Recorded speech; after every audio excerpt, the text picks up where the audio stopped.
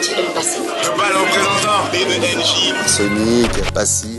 Roger lie la musique et le hip-hop à ses racines. Bisso Nabisso à Lyon, donc nous avons Benji ici, moi-même Tantine Passy, nous avons Calbo, Lino qui est là, nous avons DOC qui est là et Jekyll son autre moitié qui est là. Vous avez sorti des titres comme Tatan Zambé, Dans la peau d'un chef.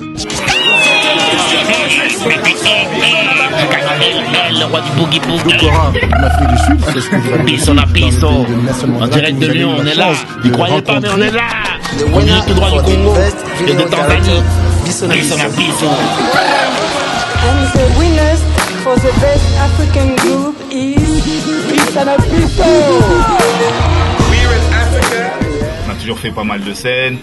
Donc aujourd'hui c'est un peu du pareil au même, sauf qu'effectivement dans les magasins ça a un peu changé, la conjoncture est différente aujourd'hui, on sait que le disque se vend différemment via internet, via plein de supports, mais sinon au niveau des concerts on peut dire que c'est du pareil au même quoi.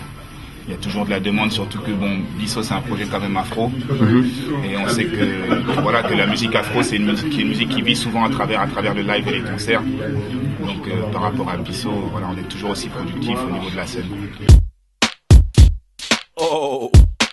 Donc avec Jekyll mon jumeau, on prépare un album là, donc là on est en train de faire des clips, on est en phase finale de l'album. Sonic, c'est un nouvel album, quelques compilations, voilà, 3 solos, voilà, on va balancer tout ça au cours de l'année.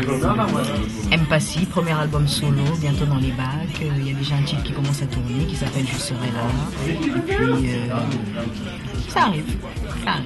Album Neg Marron en préparation, le premier single va arriver en janvier, donc là on tourne le clip d'ici une dizaine de jours.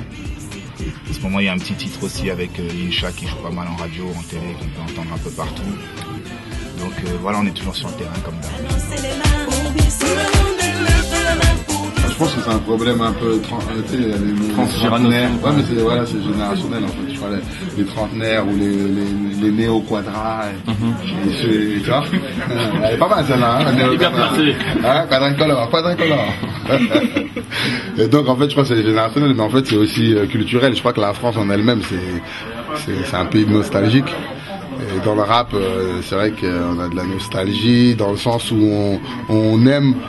Et pour certains, on préfère écouter des sons, tu vois, dans les voitures de chacun. Je pense qu'il y a toujours un dernier album, enfin un album plutôt de 1900, des années 90, toujours que ce soit un rap français ou un rap carré aujourd'hui, hein, c'est la même chose. Hein.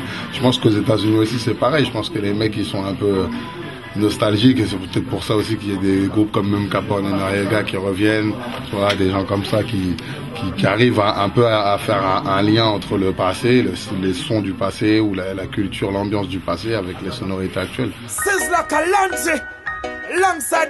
fait 15 ans que je vis de la musique. J'ai pas à me plaindre. Je vis confortablement. Je sais que tout le monde n'a pas, entre guillemets, ce privilège et cette chance. Il y a beaucoup de gens qui aimeraient vivre de leur passion. Nous, aujourd'hui, on a la chance de pouvoir le faire. Donc, à ce niveau-là, on n'a pas à se plaindre. Je dis pas que c'est facile tous les jours. Mais voilà, après, nous, on travaille dur, on travaille avec acharnement. On le fait avec le cœur. Il y a des gens qui nous suivent, on a réussi à installer, entre guillemets, des marques, on a réussi à installer des choses, des fondations, des bases solides qui font que à chaque projet qu'on sort, il y a toujours un minimum de gens qui suivent. Après, dans le Bisso, c'est ça aussi. Dans le Bisso, t'as le Neg Marron, t'as Arsenic, t'as Passy. Passy, voilà, lui et moi, tu vois, on n'a pas le même discours. Parce qu'on n'a pas le même parcours. Après, voilà, tu connais les jazz, chacun a eu ses trucs. Mais maintenant, même Passy, aujourd'hui, il serait là, il n'aurait pas le même discours que nous. Passy, il a fait dans ses productions, il a réussi à vendre beaucoup de disques. Donc il a généré aussi de l'argent, idem pour eux, tu vois, ils ont fait de la production. Neg Marron aujourd'hui c'est une marque comme il dit, c'est installé. Et voilà, et nous voilà, moi en parlant de balles, nous on n'a pas ce parcours-là aussi. Donc après, l'angle il est différent. Mais c'est vrai que nous après derrière on a. Bon, je ne dirais pas qu'on a généré des SACEM de fou, mais quand même on a su composer. On fait pas partie non plus des derniers de la classe au niveau, derniers de la classe, je veux dire dans le sens, on fait pas partie de ceux on n'est pas les plus à plaindre. Voilà, c'est ça que je voulais te dire. Ne te mets pas dans le rap, ça payera pas ton loyer. C'est pas ça la phrase, mais en gros le sens c'est ça. Ne pas croire que quand tu rappes, obligatoirement parce que t'as le buzz sur le net, ou parce que ton clip il est passé une fois ou deux, ça veut pas dire que derrière ça va nourrir ta famille. Donc moi, franchement, je conseillerais même aux mecs qui rappent ou qui se lancent dedans, si t'as une sécurité, si t'es dans les études, continue avec tes études quand même, et prends le rap plus dans un loisir, un hobby, et si ça pète, ça pète. Je suis trop fort pour rester sur le pop. Rap français, j'écoute pas trop de rap français. Et j'aime bien. RCFA volume 1. Voilà, il y a RCFA. Il y a Booba. Il y a. Qui j'ai écouté dernièrement qui me... J'aime bien Oxmo aussi. Voilà, c'est. Mon leader. J'en ai que trois. Elle est en claire. rap français, rap carré. J'aime bien Nicki Minaj. J'aime bien Missy, à l'ancienne. J'aime bien... Prépare. Non, pas Félix. Rien de 2010, hein, à part De 2010 à part Nicki Minaj. Bonne remarque. Hier, j'ai écouté le dernier Kanye West. Je l'ai trouvé un peu... Ouais, il faut Étrange. Il est bizarre, quoi. Faut que je réécoute encore, je crois, pour me faire vraiment... Réécoute avec un cocktail, un petit cocktail alcoolisé. Voilà, sinon c'est plutôt des chansons, quoi. Plutôt Koffi Olomide.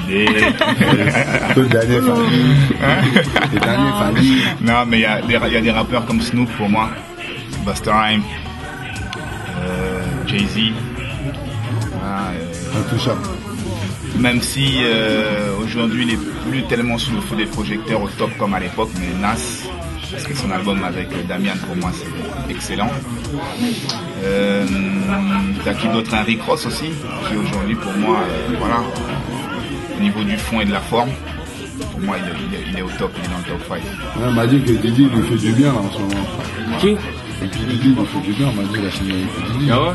Ah, on m'a dit c'est pas Didi qui lui donne le coup de main. Donc voilà Premier sur les news. Mon top 5 en carry, en français franchement, J'ai oublié quelqu'un. on va laisser DOC. J'ai oublié The Game. Ah ben je crois que c'est plus physique que musical là. Là on commence à douter là. DOC va faire Booba, top 5 français. top 5 français. Bah Booba, sur un bon album. Un bon album par rapport au précédent déjà. Ensuite Despo, parce que voilà, Despo, on restait dans les récents un peu, tu vois. Despo, très bon album et tout, ça a mérité plus de succès. J'aime bien après dans les rappeurs, j'aime bien Tito Prince, il est pas mal, un petit rappeur du 9-1 là. Ouais, tu vois, c'est vraiment pas mal ça. Et voilà, tu vois, Dossé la famille. Dossé, mais après Dossé j'ai la écouté que famille, des morceaux. Dossé. Ouais. Ça c'est le soldat.